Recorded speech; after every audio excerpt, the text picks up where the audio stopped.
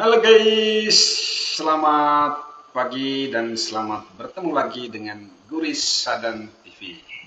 Nah, Guris Sadan TV membaca Indonesia dengan 3 metode. Metode pemikiran kritis, metode pemikiran analitis, dan metode pemikiran reflektif.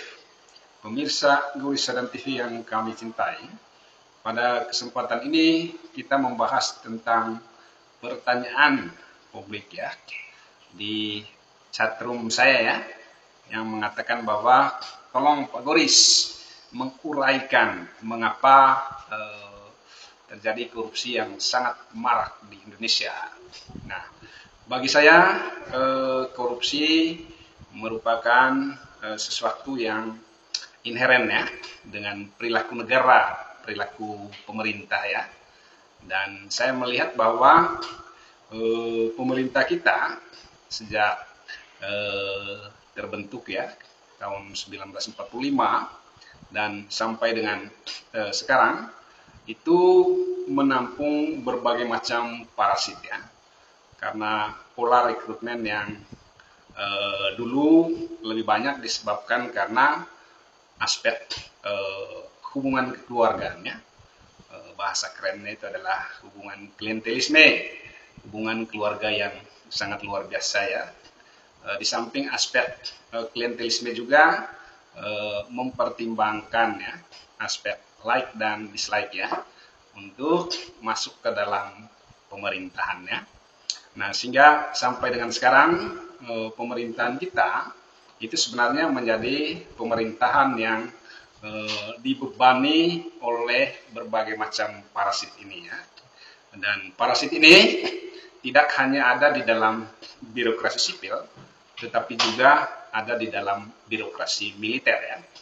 Tidak hanya ada di lembaga-lembaga negara, di kementerian, tetapi juga ada pada birokrasi di level pemerintahan daerah ya. Nah, kita misalnya melihat ya bagaimana cara kerja dari parasit negara ini ya. Umumnya parasit negara ini bekerja untuk menampung keuntungan dari berbagai macam kebijakan-kebijakan yang dibuat oleh pemerintah ya. Misalnya terbaru kita begitu terheran-heran ya dengan korupsi yang terjadi di Pertamina ya. Dan korupsi ini sangat luar biasa ya. Dalam setahun misalnya mereka mengumpulkan sampai dengan 193,7 triliun rupiah yang totalnya dalam 5 tahun itu menghabiskan sekitar 1.000 triliun rupiah ya. Nah, itu saja tentu saja merupakan dana yang cukup banyak ya, dana yang cukup luar biasa. Dan parasit-parasit negara ini selalu menggunakan atau memanfaatkan ya kebijakan-kebijakan negara untuk memperoleh keuntungan dari sumber-sumber daya negara yang dimiliki ya, baik sumber daya negara di bidang ekonomi maupun juga sumber daya negara di bidang sosial politik ya. Ini juga misalnya merembes ya bagaimana lembaga-lembaga politik kita sampai dengan lembaga-lembaga politik kita sampai dengan lembaga perwakilan partai politik itu dikuasai dan dikendalikan oleh segelintir orang ya, segelintir orang yang menjadi orang kuat, orang hebat ya, orang yang luar biasa di dalam partai, bukan karena kemampuan mereka, tetapi itu lebih disebabkan karena mereka menguasai sumber daya ekonomi dan sumber daya politik di dalam lembaga-lembaga politik dan juga di dalam lembaga-lembaga pemerintahan ya. Dan parasit negara ini selalu anti kritik ya, anti partisipasi dan keterlibatan publik dalam pengambilan keputusan. Karena mereka anti kritik, anti partisipasi publik, maka hampir semua keputusan dan kebijakan publik di Indonesia diambil oleh segelintir orang ya, yang banyak publik menyebutnya dengan istilah oligarkis ya. Oligarkis itu adalah sekelompok orang di dalam pemerintahan yang menguasai sumber daya ekonomi, sumber daya politik, dan juga sumber daya negara ya, di mana kebanyakan sumber daya negara ini dimanfaatkan untuk kepentingan pribadi mereka ya. Dan mereka pada umumnya adalah parasit-parasit negara yang terbentuk sejak Indonesia merdeka ya. Jadi pertamanya ya faktor pola rekrutmen klientelisme ya, kekeluargaan, kesukuan dan lain sebagainya. Kemudian faktor yang kedua itu adalah berlakunya mekanisme like and dislike ya dalam rekrutmen birokrasi atau penyelenggara negara ya. Nah, sebab yang kedua, mengapa korupsi sangat luar biasa di Indonesia, itu karena penegakan hukumnya tidak pernah berjalan untuk menegakkan keadilannya.